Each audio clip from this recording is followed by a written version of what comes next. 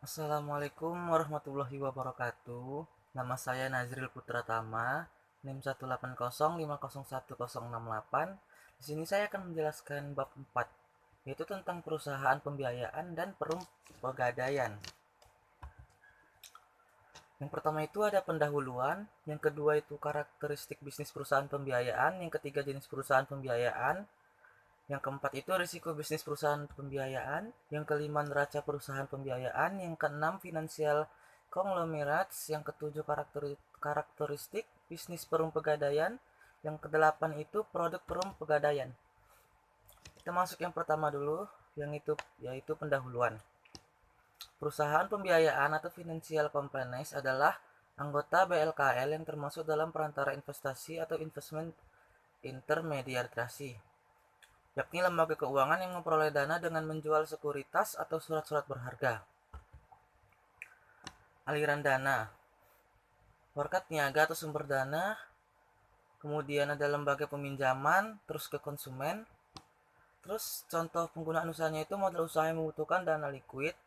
Contoh penggunaan rumah tangganya itu seperti membeli perabot atau peralatan rumah tangga.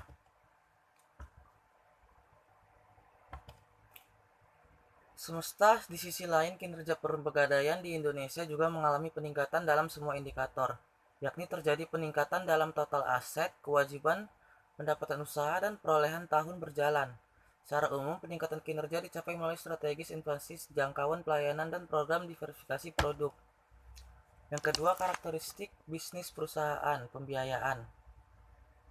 Perusahaan pembiayaan disebut juga perantara pasar uang atau money market intermediaries yang memfasilitasikan pemilik dana untuk menginvestasi dananya ke instrumen pasar uang atau money market.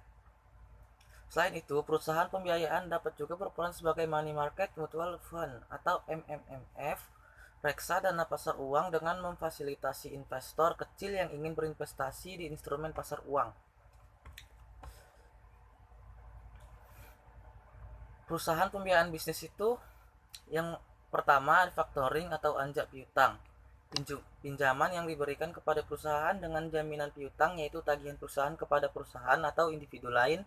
Perusahaan pembiayaan membeli piutang dengan harga diskon.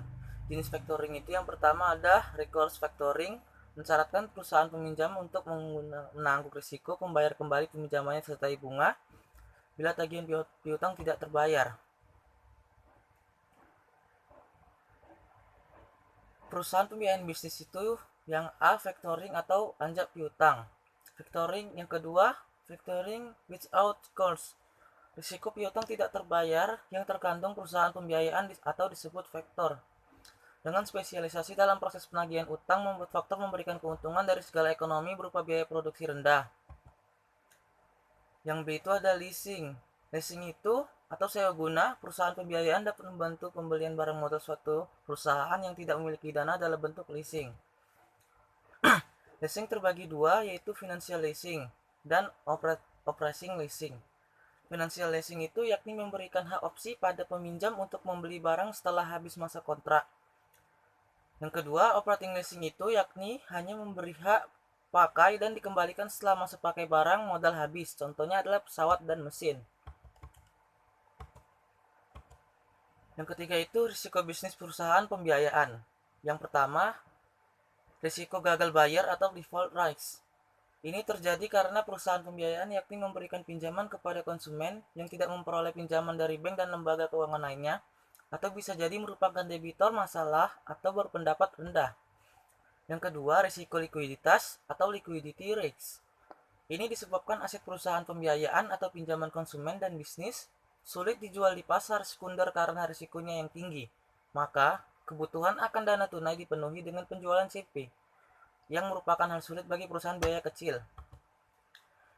Yang keempat itu, perusahaan pembiayaan. Selain menarik dana dengan penerbitan CP, dana juga memperoleh dari penerbitan saham atau equity, obligasi pinjaman bank. Dan sumber lainnya itu yang pertama ada aset. Aset utama perusahaan biayaan adalah pinjaman konsumtif, bisnis, dan perumahan. Yang kedua itu ada kewajiban. Sumber dana utama perusahaan pembiayaan adalah CP dengan bunga lebih murah dibandingkan meminjam bank ke sumber pendapatan lainnya. Yang kelima itu ada financial conglomerates. Financial conglomerates adalah perusahaan keuangan yang memiliki atau mengelola beberapa lembaga keuangan sehingga dapat memenuhi kebutuhan konsumen yang bervariasi.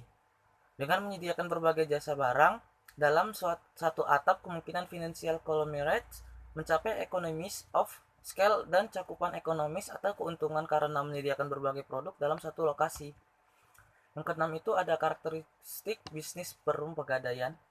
Perum Pegadaian adalah lembaga keuangan non-bank yang termasuk dalam klasifikasi perantara investasi atau investment intermediary dan merupakan lembaga pemerintah atau BUMN.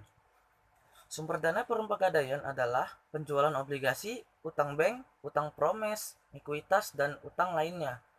Perum Pegadaian memberikan pinjaman pada konsumen dengan jaminan atau agunan barang-barang tidak bergerak atau unavailable goods, seperti perhiasan, perabot rumah tangga, mesin-mesin, dan kendaraan.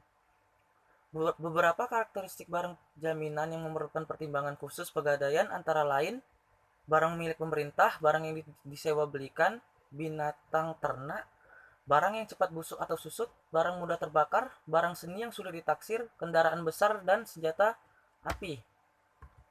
Yang ketujuh, produk Perum Pegadaian. Yang pertama itu ada jasa taksiran, yakni jasa untuk melakukan penaksiran harta. Ini dilakukan untuk mengetahui kualitas dan nilai sesungguhnya harta tersebut, serta menentukan harga penjualan. Pemilik harta yang menggunakan jasa ini harus membayar sejumlah uang pada Perum Pegadaian sebagai jasa penaksirannya. Yang kedua, jasa titipan. Perum Pegadaian menyediakan jasa titipan dari masyarakat atas barang-barang berharga atau seperti perhiasan, kendaraan bermotor, barang elektronik, dan surat berharga. Yang ketiga itu kredit konsumsi. Kredit atau pinjaman konsumsi diberikan kepada karyawan yang memiliki penghasilan tetap untuk tujuan konsumtif seperti perbaikan rumah, pembelian mobil, atau pembelian alat rumah tangga. Yang keempat itu ada kredit produksi. Kredit produksi yang disediakan oleh Perum Pegadaian berbentuk bantuan pembiayaan produk investasi dengan sistem kerjasama. Yang kelima, tabungan emas ONH. Nasabah Perum Pegadaian dapat mengumpulkan koin emas ONH dengan kemasan 2, 3, 5, atau 10 gram. Jika diperlukan, koin tersebut juga dapat dijual kembali atau digunakan untuk tujuan koleksi, souvenir, atau tabungan lainnya. Yang keenam itu ada Gold Counter Gallery 24. Galeri 24 adalah toko emas dan permata milik Perum Pegadaian yang memberikan jaminan keaslian kualitas dan karatase emas dan permata yang dijual. Sekian dari saya. Mohon maaf bila ada kata-kata yang salah. Assalamualaikum warahmatullahi wabarakatuh.